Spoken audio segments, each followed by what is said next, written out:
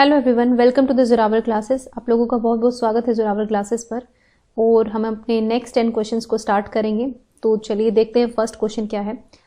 So first question is major drawback of multi grade teaching is. तो बहुगामी शिक्षण का प्रमुख दोष क्या है। यहाँ पर आपको जो है ड्रॉबैक बताना है कि उसकी कमी क्या है। मल्टी ग्रेड अगर टीचिंग की बात करें, देखिए मल्टी ग्रेड का मतलब होता है कि एक ही क्लास में डिफरेंट ग्रेड के बच्चे, जैसे फर्स्ट का भी बच्चा है, सेकंड का भी है, 3 का भी है, इस तरह से अगर हम बात करें तो ये मल्टी ग्रेड टीचिंग होती है। तो इसकी ड्रॉबैक क्या है वो बतानी है। It puts more responsibility on learners. इससे जो है लर्नर्स के ऊपर ज्यादा रिस्पॉन्सिबिलिटी आती है। इससे इनडिसिप्लिन होता है, यानी कि अनुशासनहीनता पैदा हो सकती है या मतलब हो सकती है इससे। It allows less individual attention, या फिर इंडिविजुअल अटेंशन कम मिलती है। यह शिक्षकों को इनएक्टिव बना देता है, यानी कि इनको निष्क्रिय बना देता है। तो अगर हम ध्यान से इन ऑप्शंस को पढ़ें तो इसमें मुझे लगता है कि option number C is the correct option. लगता क्या, मुझे लगता है यही सही आंसर है। It allows less individual attention. देखो टीचर्स को इनएक्टिव बना देती है, ऐसा नहीं है। इससे लर्नर्स पर ज्यादा रिस्पॉन्सिबिलिटी आती है। ऐसा कुछ नहीं है कि लर्नर्स पर तो रिस्पॉन्सिबिलिटी से पहले हमें पहले टीचर पर रिस्पॉन्सिबिलिटी डालनी है, ठीक है। तो लर्नर्स पर तो लर्नर तो अपने ऊपर ही ध्यान देगा ना, जैसा वो दूसरी क्लासेस में दे रहा है वैसा ही वो अपने ऊपर यहाँ पर ध्यान देगा। काम तो हमारा है कि हमारी रिस्पॉन्सिबिलिटी बढ़ जाती है यहाँ पर। इनडिसिप्लिन क्रिएट होगा ये हम हमेशा नहीं कह सकते, लेकिन हाँ सी ऑप्शन इज राइट, क्योंकि लेस इंडिविजुअल अटेंशन होगी। क्योंकि जब आप एक ही क्लास में पढ़ा रहे होते हैं तो आपको पता है कि सेकंड क्लास के बच्चे हैं, थर्ड क्लास के बच्चे हैं, तो अगर 40 बच्चे आप लेकर चल रहे हैं तो वही एवरेज को, क्योंकि आप सबको सेम चीज पढ़ा रहे होते हैं और सेम चीज पढ़ाने में ये होता है कि आपका फ्लो बन जाता है। कुछ बच्चे जो होते हैं हमेशा एक्टिव होते हैं, उनका फ्लो लगातार चलता रहता है वहां पर, तो आपको दिक्कत नहीं आती, क्योंकि आपको सेम टाइप के बच्चे, सेम ग्रेड के बच्चे हैंडल करने पड़ रहे हैं। तो आप वहां पर ध्यान दे सकते हैं कि किस बच्चे में क्या कमी हो रही है अगर आप किसी उसको पढ़ा रहे हैं। लेकिन मल्टी ग्रेड टीचिंग में क्या होता है कि ग्रेड अलग अलग होती है बच्चों की, तो उस केस में आपके लिए बहुत मुश्किल हो जाता है कि आप इंडिविजुअल अटेंशन दे सको, क्योंकि आपको हर चीज के हर किसी के अकॉर्डिंग अलग अलग चीजें देखनी पड़ती हैं। फिर आप उन सब चीजों में थोड़ा सा उलझ जाते हो कहीं ना कहीं। तो मल्टी ग्रेड टीचिंग ठीक है, लेकिन यह चैलेंजिंग बहुत होती है एक टीचर के लिए। तो यहां पर इंडिविजुअल अटेंशन देना टीचर के लिए थोड़ा सा मुश्किल बन जाता है। मतलब ये तो कह सकते हैं कि हाँ भी अटेंशन तो देने की कोशिश करेगा, लेकिन थोड़ा सा मुश्किल बन जाता है मल्टीग्रेड टीचिंग में, ये कह सकते हैं हम। तो ये मेजर ड्रॉबैक है इसकी, कि इसकी वजह से जो है ये मल्टीग्रेड टीचिंग जो है सक्सेसफुल है भी नहीं। क्योंकि देखिए जब आप डिफरेंट ग्रेड के बच्चों को लेते हैं तो आपको एक लेवल के बारे में नहीं सोचना, आपको सबके लेवल के बारे में सोचना है। सबके लेवल के बारे में सोच कर आप पढ़ा तो देंगे, लेकिन फिर जब आती है इंडिविजुअल अटेंशन की बात कि अब किसी बच्चे में कुछ प्रॉब्लम आ रही है, किसी को कुछ नहीं समझ में आ रहा है, अब आप जाके सेकंड को अलग समझाएं, थर्ड को अलग समझाएं, फोर्थ के बच्चों को अलग से लेके इंडिविजुअल अटेंशन दे, इस चीज में थोड़ी सी दिक्कत हो जाती है टीचर को। तो ये होता है यहाँ पर ड्रॉबैक जो होता है। नेक्स्ट देखते हैं, schools are considered centres for socialisation as they help children. तो स्कूल जो है क्या समझे जाते हैं, सोशलाइजेशन प्रोसेस का एक बहुत ही अहम हिस्सा स्कूल निभाते हैं। यानी कि सामाजिकरण की प्रक्रिया जो हमारी फैमिली से स्टार्ट होती है, जहां पर एक जनरेशन टू दूसरी जनरेशन, मतलब एक जनरेशन से दूसरी जनरेशन हम बहुत सारी वैल्यूज वगैरह सब ट्रांसफर करते हैं। तो ये जो है सोशलाइजेशन प्रोसेस क्या हेल्प करता है बच्चों को, ये आपको बताना है। यहाँ पर लिखा है दे हेल्प चिल्ड्रन, वो हेल्प करता है बच्चों को किस चीज में। वैसे सारे ही सिमिलर से ऑप्शन आपको नजर आ रहे होंगे कि वो उनको नागरिक के रूप में विकसित करते हैं, वो वैल्यू और ट्रेडिशन, मूल्य और परंपराओं को ग्रहण करवाते हैं उनसे कि ये आपकी परंपरा है, ये आपकी वैल्यूज है, इनको आप लीजिए। या फिर वो अपने रोल के बारे में अवेयर होते हैं सोसाइटी में, या फिर acquire knowledge to understand society, या फिर उनको नॉलेज मिलती है सोसाइटी को समझने में। क्योंकि सोशलाइजेशन प्रोसेस है, तो सोशलाइजेशन प्रोसेस में बेसिकली हम रोल्स को ही एक्सेप्ट करते हैं। जैसे कि हम जेंडर रोल सीखते हैं, जेंडर रोल्स जो होते हैं वो आपके फैमिली से शुरू हो जाते हैं। जब आपको रोल्स, मतलब आप समझने लगते हैं कि हाँ भाई जेंडर के कौन से रोल्स हैं। ऑब्वियसली ये गलत है, जो जेंडर बेस्ड रोल्स होते हैं वो बिल्कुल गलत होते हैं कि ये फीमेल के हो गए, ये मेल के हो गए और आप इसमें रोल रिवर्सल नहीं कर सकते हो, ये हम मानकर चलते हैं। क्योंकि सोशलाइजेशन प्रोसेस जो होता है उसमें जेंडर रोल्स तो बहुत डीपली हमें सिखाए जाते हैं कि लड़के को किस तरह से बिहेव करना है, किस तरह के खिलौनों का सेलेक्ट करना पड़ता है, इस तरह की चीजें। लेकिन जब बच्चा स्कूल में एंटर होता है सोशलाइजेशन के प्रोसेस में, तो यहाँ पर आप जेंडर रोल्स सिखाया नहीं जाता। यहाँ पर जेंडर रोल वो हिडन करिकुलम के थ्रू चला जाता है। मतलब एज ए स्कूल में हम प्रमोट नहीं करते हैं कि भाई ठीक है हमें ये रोल सिखाना ही है बच्चे को, लेकिन हम उस चीज को अवॉइड करते हैं कि जेंडर बायसनेस नहीं लेके आना है जो भी है, लेकिन हिडन करिकुलम के थ्रू हम ये भी सीख जाते हैं। लेकिन अगर हम बात करें कि वो बच्चों को स्कूल एज अ मतलब इंपॉर्टेंट एजेंट्स ऑफ सोशलाइजेशन वो बच्चों को क्या हेल्प करते हैं, तो ये अवेयर करते हैं उनके रोल के बारे में सोसाइटी में। ठीक है, मतलब हमारा सोसाइटी में क्या रोल होगा, हमें पॉजिटिव चीज देखनी है कि भाई स्कूल जो है किस तरह से हेल्प करते हैं सोशलाइजेशन प्रोसेस में, तो वो बच्चों को अपने रोल्स के बारे में अवेयर करते हैं स्कूल, ठीक है। ग्रोज एज सिटीजन्स नहीं करें, क्योंकि यहाँ पर आपको पता है सोशलाइजेशन प्रोसेस चल रहा है, सेंटर ऑफ सोशलाइजेशन की बात की है, तो आप एकदम से सिटीजन बनाकर ही निकालोगे ऐसा हम नहीं कह सकते हैं, ठीक है। वैल्यूज और ट्रेडिशंस ये हम ज्यादातर अपनी जो कल्चर होती है ना उसके थ्रू सीखते हैं। स्कूल में बेसिकली हम अपने रोल को समझते हैं कि हम सोसाइटी में एज ए एक्टिव सिटीजन हम कैसे बनेंगे और हमारे क्या क्या रोल्स है, कौन कौन सी हमारी वैल्यूज है जो हमें रखनी है, जैसे कॉन्स्टिट्यूशन में कौन कौन सी वैल्यू है, सोसाइटी में इंटरपर्सनल स्किल्स कैसी होनी चाहिए, कम्युनिकेशन स्किल्स कैसी होनी चाहिए, तो हम अपने रोल के बारे में बहुत अवेयर होते हैं यहाँ पर। तो मेरे according option number C is the correct option. Next देखते हैं, all round development of personalities of children becomes meaningful only when they. तो जब ऑल राउंड डेवलपमेंट होती है पर्सनैलिटी की, बच्चों के लिए मीनिंगफुल बन जाती है जब वो क्या करते हैं, वो फिजिकली हेल्दी हो, वो इमोशनली स्टेबल हो, वो एक्टिव हो, या फिर fully aware of their strength. अब यहाँ पर क्वेश्चन क्या है कि all round development of personality, इसमें हमारा हर तरह का डेवलपमेंट का पार्ट आ जाता है, फिजिकल, इमोशनल, मोरल, जो भी आप कहते हैं, ठीक है। तो ये कह रहा है कि बहुत ही मीनिंगफुल बन जाती है, ये उनके लिए सार्थक हो जाता है जब वे शारीरिक रूप से स्वस्थ हों, भावनात्मक रूप से स्वस्थ हों। तो देखो ये तो एस्पेक्ट है डेवलपमेंट के, है ना, जैसे मोरल डेवलपमेंट हो गया, इमोशनल डेवलपमेंट हो गया, फिजिकल डेवलपमेंट हो गया, तो ये सारे जो एस्पेक्ट हैं, अगर मैं इसको मानूं तो मैं इसको सही क्यों नहीं मानूं, है ना। कहने की बात ये है यहाँ पर है कि फुल्ली, जब उनको बिल्कुल अपने स्ट्रेंथ के बारे में पता हो तो ऑलराउंड डेवलपमेंट हो गई।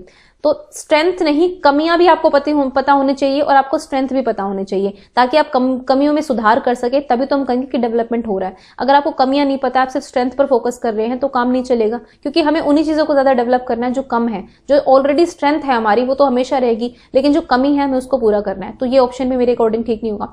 यहाँ पर ऑप्शन नंबर सी जो है वो ठीक होना चाहिए कि जब बच्चे सक्रिय हो जाते हैं, जब वो एक्टिव हो जाते हैं, तो ये ऑल राउंड डेवलपमेंट का जो कंसेप्ट है वो ज्यादा मीनिंगफुल हो जाता है। अगर एक पैसिव बच्चे को आप कहेंगे नहीं बेटा आप देखो आपको ऐसा करना है, आप फिजिकल थोड़े से एक्टिव बनो, ये बनो, पैसिव बच्चा है उसको थोड़ा सा वो वैसे ही ढीला हुआ है, वो बैठा ही नहीं है, मतलब वो इंटरेस्ट ही ले रहा है किसी चीज में, निष्क्रिय रूप से बैठा हुआ है, तो उसको आप क्या मतलब मोटिवेट करेंगे, किस तरह से उनके लिए मीनिंगफुल बनाएंगे चीजों को। सबसे पहली चीज है कि बच्चे एक्टिव होने चाहिए। एक्टिव भी हम ही बनाएंगे, क्योंकि हमारा ही रोल है, हमें ही बनाना है बच्चों को एक्टिव लर्नर। जब हम उन्हें एक्टिव बनाएंगे तो उनके लिए जो उनकी डेवलपमेंट की जो सोच होगी वो ज्यादा मीनिंगफुल साबित होगी। तो option number C is the correct option. Next है, which of the following is not a part of Herbart's formal steps of teaching. तो हर्बर्ट ने अपनी लेसन प्लानिंग की एक प्रॉपर सीक्वेंस दिए हुए हैं, तो वो आपको बता रहा है कि इनमें से कौन सा उनकी में मतलब जो उनकी जो भी लेसन प्लान की टीचिंग है वो उसमें ये एक स्टेप नहीं आता है, हमें वो बताना है, ठीक है। तो इसमें आपका है presentation of new material, comparison, generalisation, assessment and evaluation. देखो उन्होंने प्रेजेंटेशन की भी बात की है, उन्होंने कंपैरिजंस की भी बात की है, जनरलाइजेशन की भी बात की है, लेकिन अलग से असेसमेंट एंड इवैल्यूएशन की बात नहीं की है। उन्होंने फीडबैक की बात की है, और फीडबैक के अंदर हालांकि असेसमेंट इवैल्यूएशन की थोड़ी सी बात की है, ज्यादा हाईलाइट करके भी नहीं की है, लेकिन ये है कि असेसमेंट इवैल्यूएशन की बात की है फीडबैक सेक्शन में। तो अगर इनमें मैं देखूं तो ये सारे तो बिल्कुल क्लियर कट है, पहले तीन वाले तो बिल्कुल क्लियर कट वो बात करते हैं, लेकिन असेसमेंट इवैल्यूएशन को उन्होंने एक फीडबैक के सेक्शन में रखा हुआ है, मतलब आप कर सकते हो एज ए टीचर, लेकिन ऐसे अलग से असेसमेंट एंड इवैल्यूएशन का कुछ दिया नहीं है। तो option number D is the correct option. Next है, what is the demerit of education for nationalism. तो ये क्वेश्चन भी हालांकि एक स्टूडेंट भी उसी में था, ठीक है, देख लेते हैं।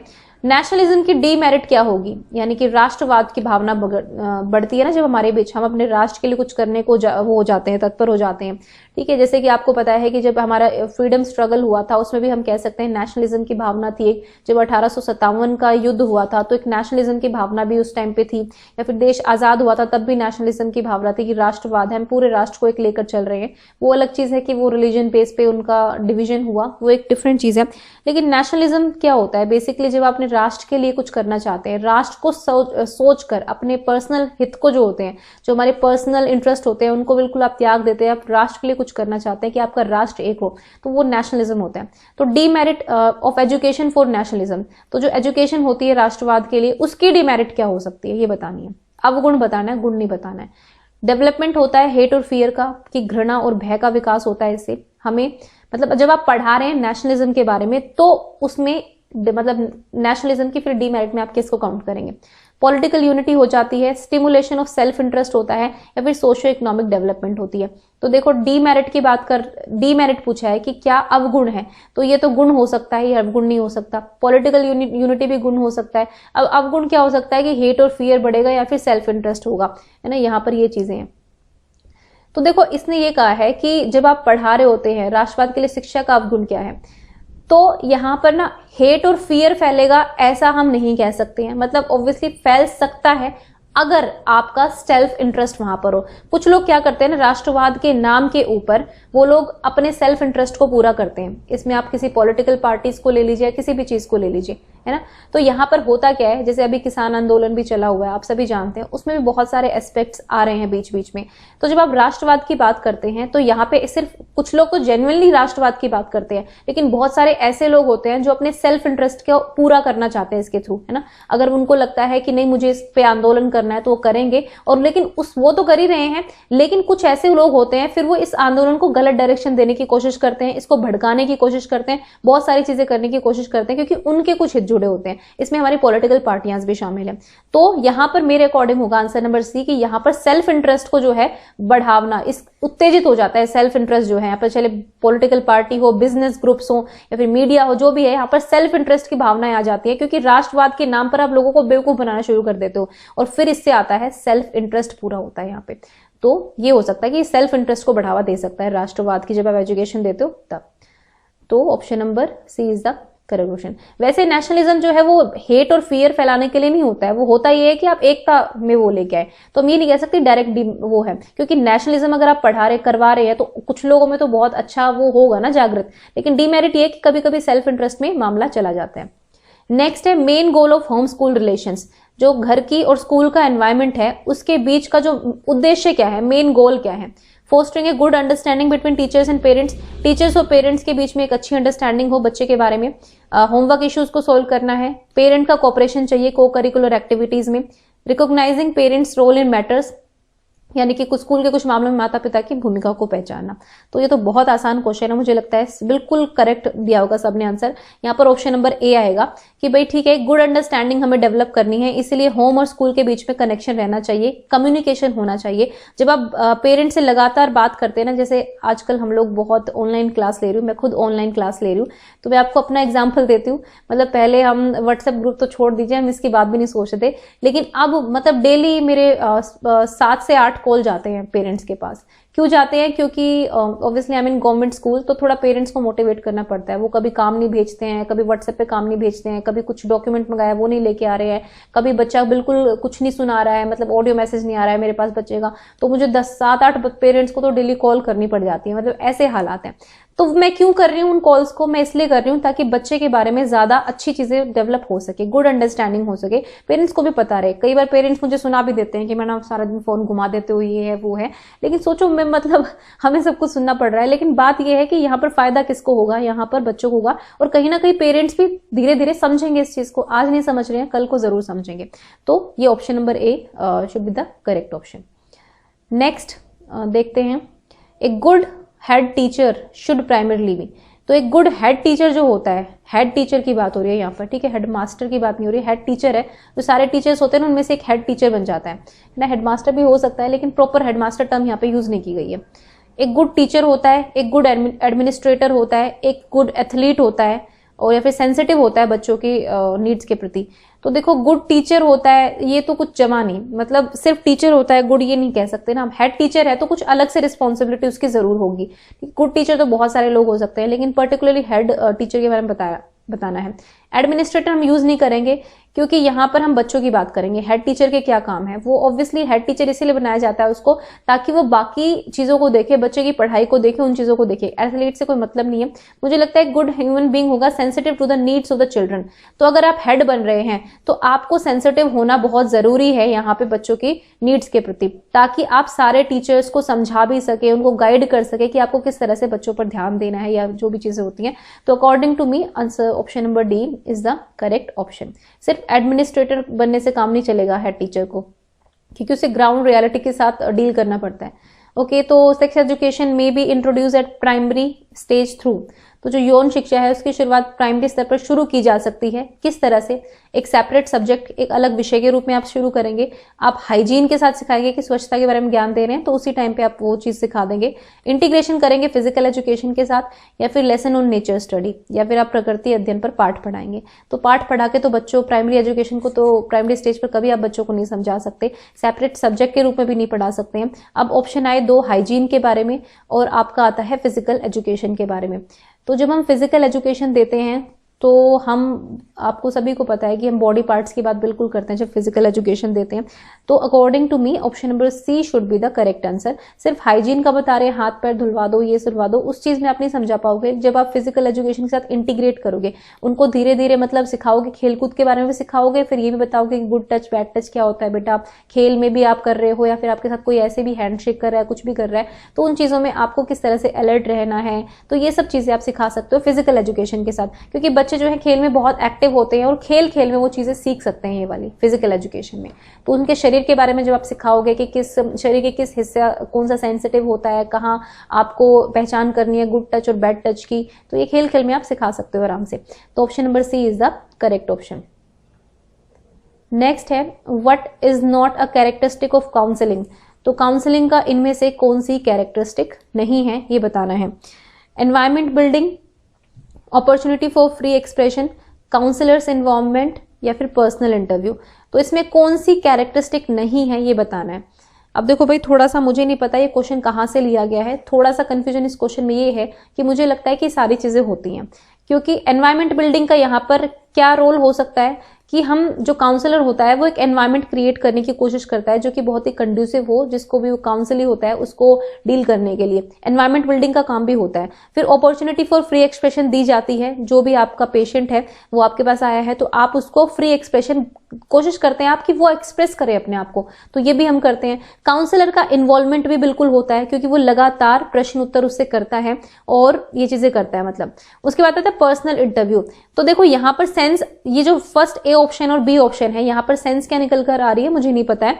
मतलब मैं ये कह सकती हूँ कि एनवायरमेंट बिल्डिंग होता है, लेकिन यहाँ पे भी मुझे थोड़ा अधूरा सा ऑप्शन लग रहा है। और पर्सनल इंटरव्यू का मतलब है कि जब आप व्यक्तिगत साक्षात्कार करते हो, तो जब काउंसलिंग होती है तो साक्षात्कार तो होता ही होता है, ये तो बिल्कुल होता है। कैसे होता है कि आप अपने उससे क्वेश्चन आंसर तो करोगे ना, वो एक टाइप का इंटरव्यू होता है। मतलब एक वैसा इंटरव्यू नहीं होता फॉर्मल इंटरव्यू टाइप, लेकिन एक इनफॉर्मल सा इंटरव्यू तो होता ही है कि अच्छा आप बताओ आपको क्या पसंद है, आपको क्या पसंद नहीं है, इस तरह की चीजें होती हैं।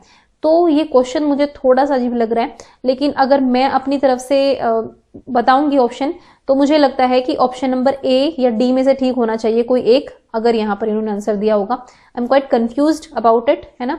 कुछ बच्चे कहते हैं कि आपको कंफ्यूज नहीं होना चाहिए, आपको एग्जैक्ट आंसर देना चाहिए। भाई मैं भी इंसान हूं ना, मेरे पास भी कुछ चीजें ये होती हैं कि कई बार मैं आपको गलत बताने से अच्छा कहूंगी कि मेरे को दो ऑप्शन में कंफ्यूजन है, तो आप लोग जो है इस चीज को सर्च करें। क्योंकि एक बंदे की नॉलेज से ज्यादा बंदों की नॉलेज, जब कलेक्टिव नॉलेज इकट्ठी होती है ना, तो ज्यादा चीजें क्लियर होती हैं। इसलिए मैं आपको कभी ये नहीं, मैं हर क्वेश्चन में आपको डायलेमा में नहीं छोड़ती हूँ, मैं एक दो क्वेश्चन हमेशा देती हूँ कि भाई ठीक है ये थोड़े से नए अच्छे क्वेश्चन है तो थोड़ा सा वो है। मैंने आपको बताया कि एनवायरमेंट बिल्डिंग भी होती है, ठीक है, अब पर्सनल इंटरव्यू भी होता है। तो हम यहाँ पर ऑप्शन, मैं अगर मैं कर आती तो मैं ऑब्वियसली ऑप्शन नंबर ए लगाकर आ जाती, क्योंकि यहाँ से मुझे पूरा क्लैरिटी नहीं मिलेगी। लेकिन ये तो मुझे पता है कि एनवायरमेंट बिल्डिंग होती है, लेकिन अब ये किस तरह के एनवायरमेंट की बात कर रहे हैं वो ये नहीं पता है।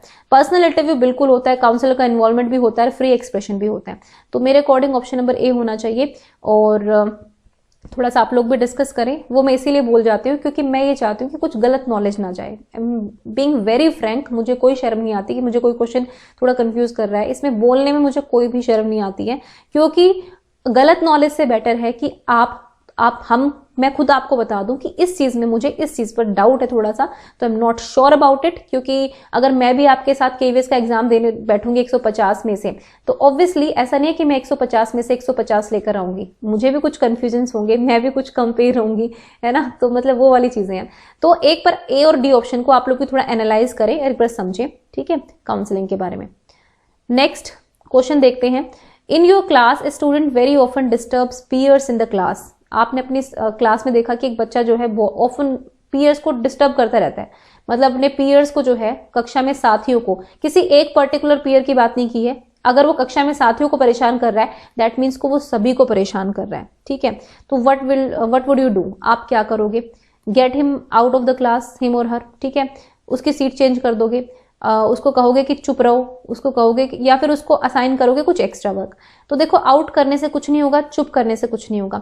सीट चेंज हम कर सकते थे अगर एक ही बच्चे के साथ प्रॉब्लम हो रही होती, लेकिन यहाँ पर कह रहे हैं कि वो सभी को डिस्टर्ब कर रहा है, तो आप क्या करोगे? मैं क्या करती हूँ, मैं तो यहाँ पे ऑप्शन नंबर डी यूज करूंगी बिल्कुल एज अ टीचर, क्योंकि मुझे पता है कि वो बच्चा जो है अगर वो परेशान कर रहा है, डिस्टर्ब करता रहता है, तो उसको कुछ काम दे दो ना, उस काम में लग जाएगा, उस काम में वो लगेगा तो डिस्टर्ब नहीं करेगा। अगर मैं सिर्फ सीट चेंज कर देती हूँ उसकी यहाँ पर, तो होगा क्या कि सभी यहाँ पर सभी के साथ प्रॉब्लम है, एक के साथ प्रॉब्लम नहीं है। अगर मैंने सीट चेंज भी कर दी, एक से हटाकर मैंने दूसरी जगह पर बैठा दिया, तो हो सकता है वो दूसरे को परेशान करेगा। और बिल्कुल अलग बैठाना, आइसोलेट कर देना भी इज नॉट गुड, क्योंकि उसको थोड़ा तो वो होना है ना कि बच्चे को आप बुलाओ और उसको कुछ अतिरिक्त काम सौंप दो। हो सकता है उसका काम हो चुका है इसलिए वो डिस्टर्ब कर रहा है क्लास को, तो कुछ एक्स्ट्रा वर्क दे दो। आपने भले ही बच्चे ने अपना काम कर लिया, 5 क्वेश्चन देते उसने कर लिए, आप 2 क्वेश्चन और पकड़ा दो, उसको बुलाओ बेटा आप ये क्वेश्चन करके दिखाओ, थोड़े चैलेंजिंग क्वेश्चन दे दो ताकि वो उनमें थोड़ा बहुत उलझे तो सही। तो काम देना इज गुड, बट उसको चुप बैठा देना, फिर उसकी सीट चेंज कर देना और ये सब, इनसे थोड़ा बेनिफिट ज्यादा नहीं होगा। तो option number D is the correct option. So guys this was the video for today.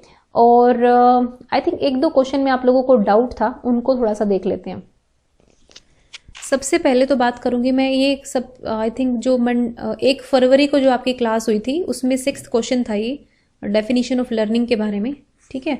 तो इसमें ये था कि आपको सबसे मोस्ट एडिक्वेट डेफिनेशन देनी है, ठीक है। तो ऐसा नहीं है कि मुझे नहीं पता है कि बिहेवियर जो चेंज होता है, permanent change in behaviour is learning, ऐसा नहीं है कि मुझे नहीं पता है। मैंने ऑप्शन आपको इसमें बताया था डेवलपमेंट ऑफ स्पेसिफिक स्किल, क्योंकि यहाँ पे हमें बहुत most adequate definition of learning देनी थी। तो काफ़ी बच्चों ने ये बोला कि मैम ये इसका आंसर ये नहीं होगा, इसका आंसर सी होगा। आई डू रिस्पेक्ट दैट, और मुझे इससे कोई प्रॉब्लम नहीं है कि आप लोगों ने बोला, कोई दिक्कत नहीं है, हो सकता है ये भी हो। मैं अपना जस्टिफिकेशन देना चाहती हूँ मैंने क्यों दिया था। लर्निंग होती है permanent changes behaviour, relatively permanent, कि ऐसा कोई टेम्परेरी बिहेवियर ना हो जो मतलब आज आपने सीख लिया 1 महीने के लिए, फिर 2 महीने के बाद वो गायब हो जा रहा है। बेसिकली जो बिहेवियर मॉडिफिकेशन टेक्निक्स होती है उसको अप्लाइड बिहेवियर एनालिसिस भी बोला जाता है, जिसमें हम बिहेवियर को चेंज करने की कोशिश करते हैं, पैटर्न्स ऑफ बिहेवियर को चेंज करने की कोशिश करते हैं। जब हम रिवॉर्ड्स एंड पनिशमेंट देते हैं बच्चों को, तो वो भी मॉडिफिकेशन ऑफ बिहेवियर पैटर्न होता है।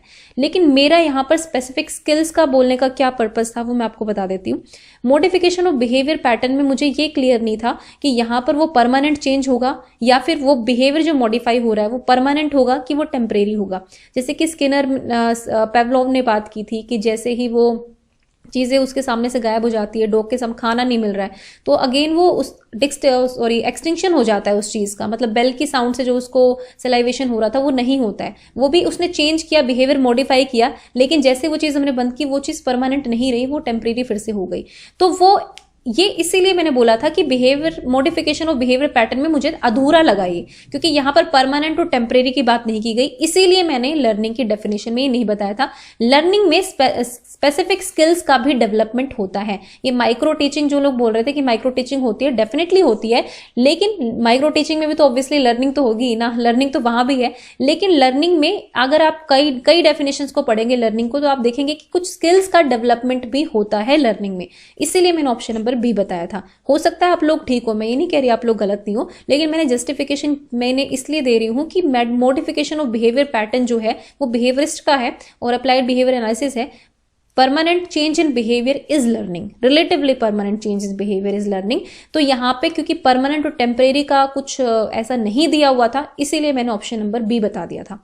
वरना ऑब्वियसली अगर बिहेवियर में चेंज होने की बात होगी तो हम लर्निंग को उसी से रिलेट करते हैं, लेकिन मैंने इसीलिए नहीं बताया था। ओके, तो मैं क्लियर हूँ अपनी तरफ से, मैंने ये बोला था। और अगर चलो मैं आपकी बात मान लेती हूँ, अगर आप बहुत सारे लोग ये कह रहे हैं कि नहीं मैडम यही होना चाहिए, तो ठीक है, हम इसी को ऑप्शन मानकर चलते हैं, सी को ही आप ऑप्शन मानकर चलिए। लेकिन ऐसा भी नहीं है कि स्पेसिफिक स्किल्स का डेवलपमेंट नहीं होता है, ये भी बात गलत मैंने नहीं बताई है। हाँ, ये मॉडिफिकेशन ऑफ बिहेवियर मैंने इसीलिए बोला था क्योंकि यहाँ पर टेम्परेरी और परमानेंट का मुझे क्लियर नहीं था कि ये परमानेंट कहना चाहते हैं, क्लियर कहना चाहते हैं, और हो सकता है मैं कुछ ज़्यादा सोच गई, ऐसा भी हो सकता है। ठीक है, तो ये क्वेश्चन था जो बहुत डाउटफुल था, है ना, हॉट क्वेश्चन था ये। कोई नहीं, ऐसे क्वेश्चन जो भी मुझे 1-2 अगर लगेगा, मैं एक बार कुछ कमेंट मैंने पहले वाली वीडियो के देखे थे तो मुझे लगा इसको डिस्कस करना चाहिए, तो इसलिए मैंने आपके साथ डिस्कस किया।